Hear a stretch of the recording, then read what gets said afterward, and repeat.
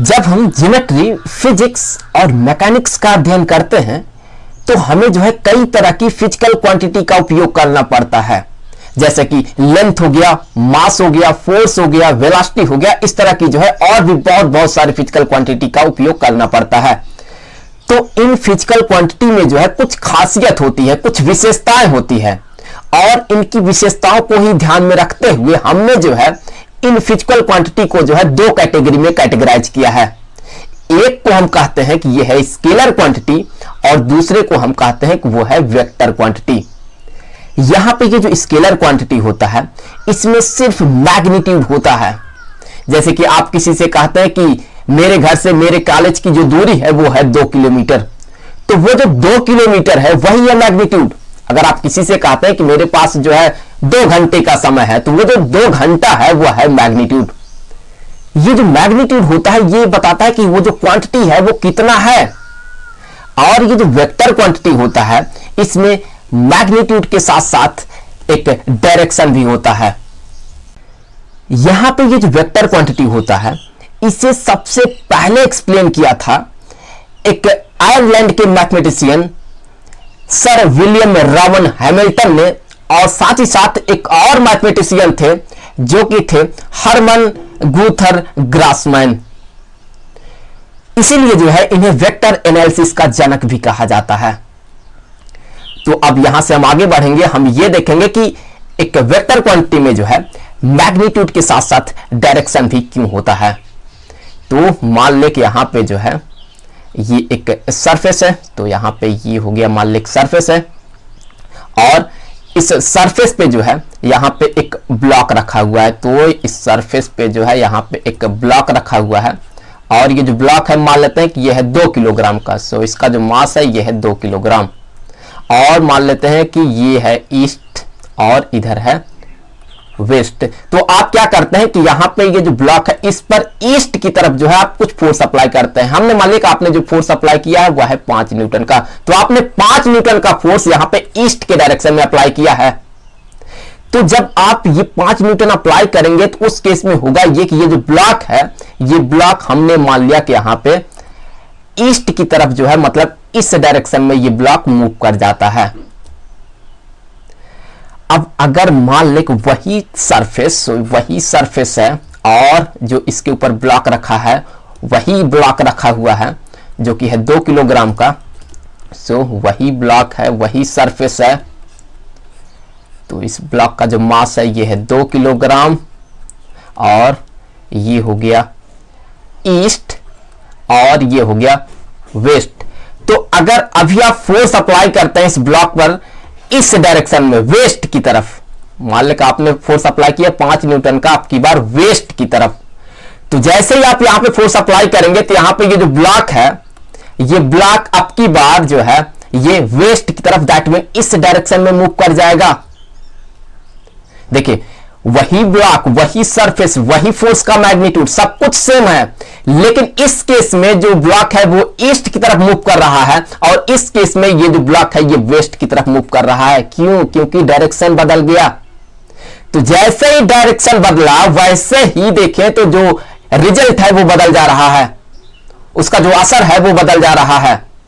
तो हम इस तरह से ये कह सकते हैं कि किसी भी तरह का फिजिकल क्वांटिटी हो, अगर डायरेक्शन को चेंज करने से जो रिजल्ट है वो बदल जाता है तो हम उस तरह के क्वांटिटी को कहेंगे कि वह है वेक्टर क्वांटिटी। तो यहां से आगे बढ़ते हुए एक और एग्जांपल देख लेते हैं तो ज्यादा क्लियरिटी आ जाएगा। सो मान लेते हैं कि यहां पर जो है आपका घर है, तो यहां पर आपका ये घर है। सो मान ले कि ये है आपका घर, और आप अपने घर से जो है यहां पे आपका घर है, आप अपने घर से जो है कुछ दूरी पर खड़े हुए हैं। तो हमने मान लिया कि आप जो है यहां पे खड़े हुए हैं कुछ दूरी पे। तो मान लेते हैं कि आप यहां पर जो है खड़े हुए हैं। अब आप क्या करते हैं कि आप यहां से जो है मान लें कि ये जो है ये है ईस्ट का डायरेक्शन और इधर जो है ये है वेस्ट का डायरेक्शन। चलिए अब यहां पे जो आप खड़े हुए हैं हमने मान लिया कि आप अभी जो है अभी आप ईस्ट की तरफ इस डायरेक्शन में मूव करना शुरू करते हैं और आपका जो वेलोसिटी है वो है 2 मीटर पर सेकेंड ईस्ट की ओर। तो जब आप इस डायरेक्शन में मूव करेंगे तो आप सोचे क्या होगा, आप इस केस में यहां पे ये जो है आप अपने घर से जो है आप अपने घर से यहां से जो है दूर जाएंगे। मान लो कुछ देर बाद आप यहां पे पहुंच गए, तो इस केस में आप अपने घर से जो है दूर जा रहे हैं जब आप ईस्ट की ओर मूव कर रहे हैं। तो अब अगर आप वहीं पे जो है इस डायरेक्शन में मूव करते हैं वेस्ट की तरफ, और जो वेलोसिटी का मैग्नीट्यूड है वो मान लेते हैं वो वही है 2 मीटर पर सेकेंड ही, वेलोसिटी का मैग्नीट्यूड सेम है। तो अगर आप इस डायरेक्शन में मूव करते हैं तो आप इस केस में आप कुछ देर बाद यहां पे पहुंच जाएंगे। ऑब्वियस सी बात है, आप वेस्ट की तरफ मूव कर रहे हैं तो आप कुछ देर बाद यहां पे पहुंच जाएंगे। तो यहां पे जब आप पहुंचेंगे तो आप यहां पे आप देख सकते हैं कि आप इस केस में अपने घर के जो है करीब आ रहे हैं। देखिए, वही रोड, वही घर, सब कुछ वही है, जो जिस वेलोसिटी से आप मूव कर रहे हैं उसका जो मैग्नीट्यूड है वो भी सेम है, लेकिन इस केस में आप अपने घर से दूर जा रहे हैं। और दूसरे केस में जो है जब आप वेस्ट की तरफ मूव कर रहे हैं तो उस केस में आप घर के करीब आ रहे हैं। क्यों? क्योंकि डायरेक्शन बदल जा रहा है। सो जैसे यहां पे भी देखें डायरेक्शन चेंज हो रहा है, वैसे ही जो रिजल्ट है वो बदल जा रहा है। तो इसीलिए कहा जाता है कि ये जो वेलोसिटी होगा यहां पे वो भी एक वेक्टर क्वांटिटी होगा। लेकिन स्केलर क्वांटिटी जो होता है उसमें सिर्फ मैग्नीट्यूड होता है। स्केलर क्वांटिटी को जो है रिप्रेजेंट करने के लिए, हमें व्यक्त करने के लिए पूरी तरह से सिर्फ मैग्नीट्यूड की जरूरत पड़ती है। जैसे कि अगर आप कहते हैं किसी से कि मेरे पास सिर्फ 2 घंटे का समय है, तो वो जो 2 घंटा है वो मैग्नीट्यूड है, तो 2 घंटा कहने से ही वो काम चल जाएगा वहां पे आपका। उसके आगे आपको कुछ बताने की जरूरत नहीं है, उसमें डायरेक्शन को इंक्लूड करने की जरूरत नहीं है। लेकिन ये जो वेक्टर क्वांटिटी होता है इसमें मैग्नीट्यूड के साथ साथ आपको डायरेक्शन को भी इंक्लूड करना होगा, तभी जाकर के जो है आप पूरी तरह से उसे व्यक्त कर सकते हैं। अदरवाइज जो है उसका अर्थ कुछ और ही निकल के आएगा, पूरी तरह से आप व्यक्त ही नहीं कर पाएंगे अगर आप डायरेक्शन को इंक्लूड नहीं करते हैं। तो हमने यहां पे देखा स्केलर क्वांटिटी क्या होता है और वेक्टर क्वांटिटी क्या होता है। तो अब यहां से हम आगे बढ़ते हुए हम ये देखेंगे कि हम जो है वेक्टर को रिप्रेजेंट किस तरह से करते हैं।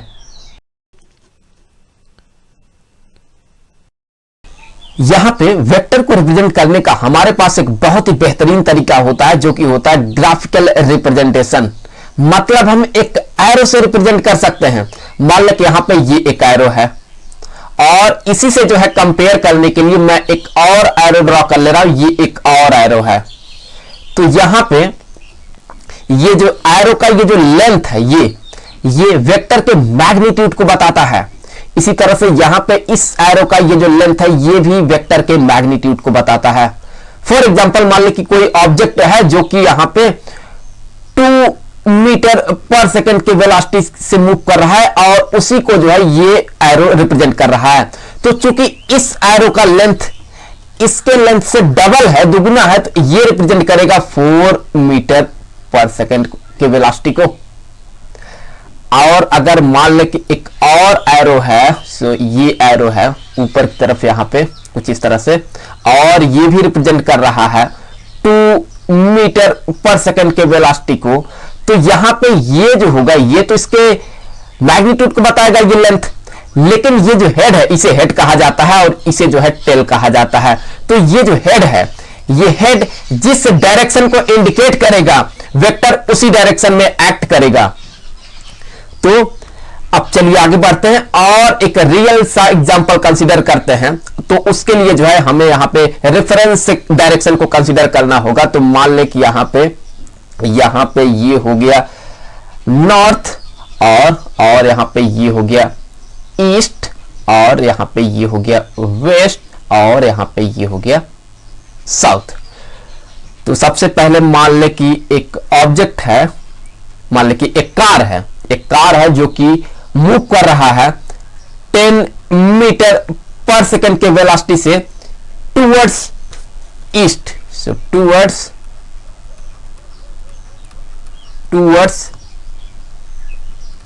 ईस्ट। और एक दूसरा कार है जो कि 20 मीटर पर सेकंड के वेलोसिटी से मूव कर रहा है towards towards north, towards north.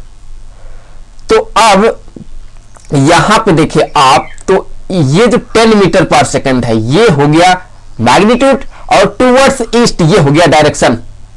इसी तरह से यहां पे ये जो 20 मीटर पर सेकंड है ये हो गया मैग्नीट्यूड वेलोसिटी का, और ये हो गया उसका टूवर्ड्स नॉर्थ, ये हो गया डायरेक्शन। तो अगर हम इन दोनों को एरो से रिप्रेजेंट करते हैं, तो हम चूंकि इस 10 मीटर पर सेकंड को पहली बार ड्रॉ कर रहे हैं, तो हमारे पास ये लिबर्टी है कि हम कुछ भी लेंथ यहां पे असाइन कर सकते हैं। अगर हम लेंथ को जो है यहां पे इतना असाइन करते हैं, एरो का लेंथ को अगर हम इतना असाइन करते हैं, तो इसके लिए हमें जो है इसका डबल कंसीडर करना होगा, असाइन करना होगा, क्योंकि इसका जो मैग्नीट्यूड है वो इसके मैग्नीट्यूड से डबल है। तो इस तरह से जो है हम एरो को ड्रॉ करते हैं। हम कुछ भी लेंथ कंसीडर कर सकते हैं, इसमें कोई रोक टोक नहीं है, पर जितना हम इसके लिए ड्रॉ करेंगे उसका डबल हमें इसके लिए ड्रॉ करना होगा।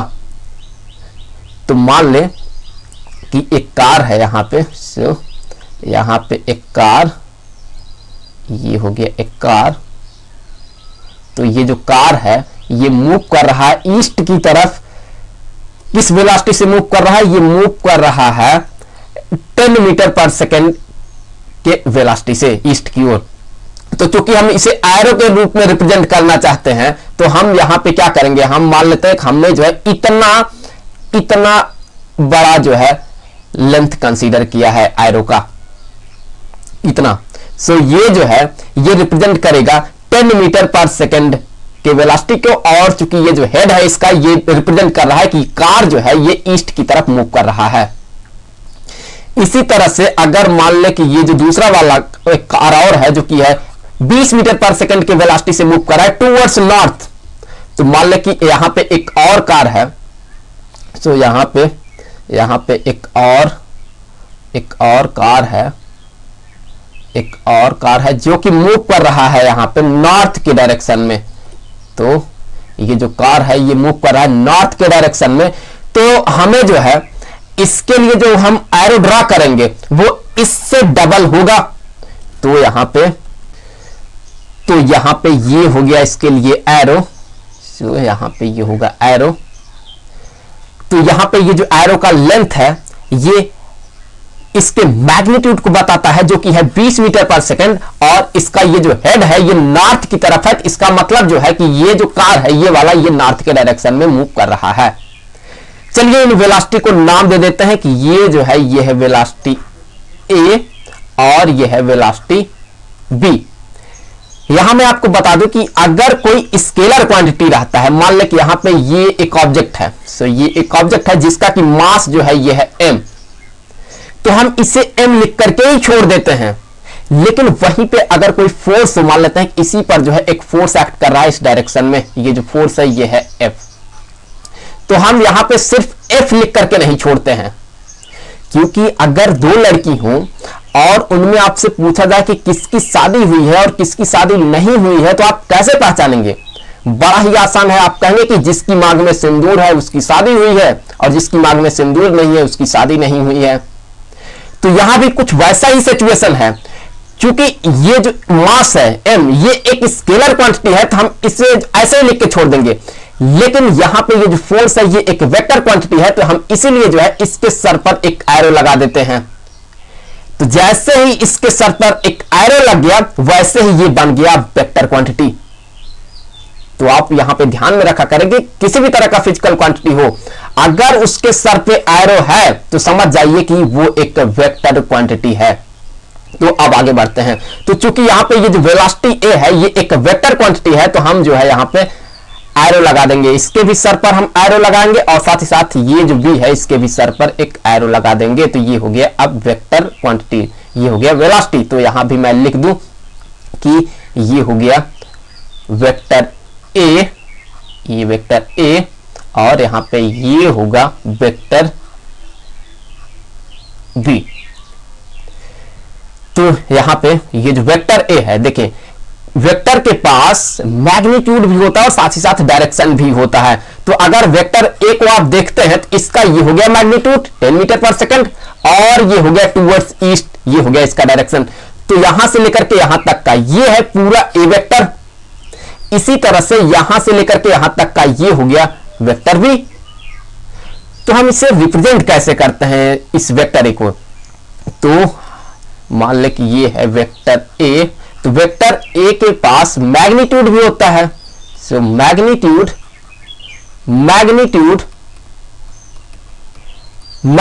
को जो है देखें हम रिप्रेजेंट करते हैं vector A. So vector A, इसके बाद जो है हम दो वर्टिकल लाइन कुछ इस तरह से खींच देते हैं। तो ये जो है ये वेक्टर ए के मैग्नीट्यूड को रिप्रेजेंट करता है। इसे हम जो है सिर्फ ए से भी रिप्रेजेंट करते हैं। अगर हम ए लिख के छोड़ देते हैं तो भी ये इस वेक्टर ए के मैग्नीट्यूड को ही रिप्रेजेंट करता है। तो यहां पे इसका मैग्नीट्यूड कितना ये है 10 मीटर पर सेकेंड। तो यहां पे ये बराबर हो जाएगा 10 मीटर पर सेकेंड। अगर ये जो है वेक्टर ए को मैग्नीट्यूड को कुछ इस तरह से रिप्रेजेंट करता है तो डायरेक्शन को भी रिप्रेजेंट करने का हमारे पास एक तरीका होना चाहिए। तो डायरेक्शन को रिप्रेजेंट जो किया जाता है, इस वेक्टर ए के डायरेक्शन को जो हम रिप्रेजेंट करेंगे वो देखिए कैसे रिप्रेजेंट करेंगे। सो डायरेक्शन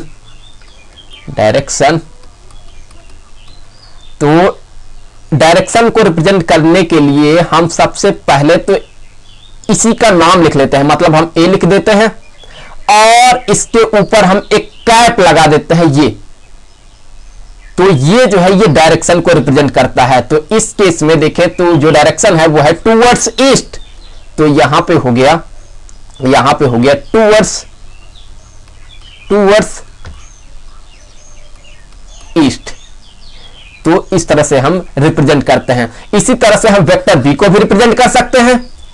तो वेक्टर बी को हम रिप्रेजेंट कर सकते हैं, तो यहां पे ये होगा वेक्टर बी। तो यहां पे इसके मैग्नीट्यूड को हम कैसे रिप्रेजेंट करेंगे? हम इसके मैग्नीट्यूड को रिप्रेजेंट करेंगे वेक्टर बी लिखेंगे और फिर जो है यहां पे दो वर्टिकल लाइन खींच देंगे। तो अब यहां पे ये जो है ये इस वेक्टर के मैग्नीट्यूड को रिप्रेजेंट कर रहा है और ये बराबर होगा, इस केस में देखें तो जो इस वेक्टर बी का मैग्नीट्यूड है ये है 20 मीटर पर सेकेंड। तो यहां पे होगा 20 मीटर पर सेकेंड। और जो डायरेक्शन होगा, हम डायरेक्शन को कैसे रिप्रेजेंट करेंगे? हम लिख देंगे बी और इसके ऊपर सो ये हो गया बी कैप। कुछ लोग इसे बी हाइट भी पढ़ते हैं, आपकी मर्जी। सो ये बी कैप हो गया जो कि यहां पे इसके डायरेक्शन को इंडिकेट करेगा। यहां पे ये ए कैप है तो यहां पे ये बराबर हो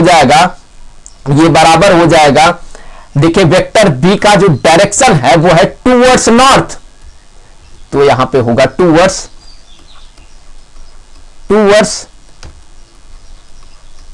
नॉर्थ। तो यहां पे ये जो है इस तरह से हम रिप्रेजेंट करते हैं किसी वेक्टर को। तो हम यहां से लिख सकते हैं कि एक वेक्टर जो होता है, एक वेक्टर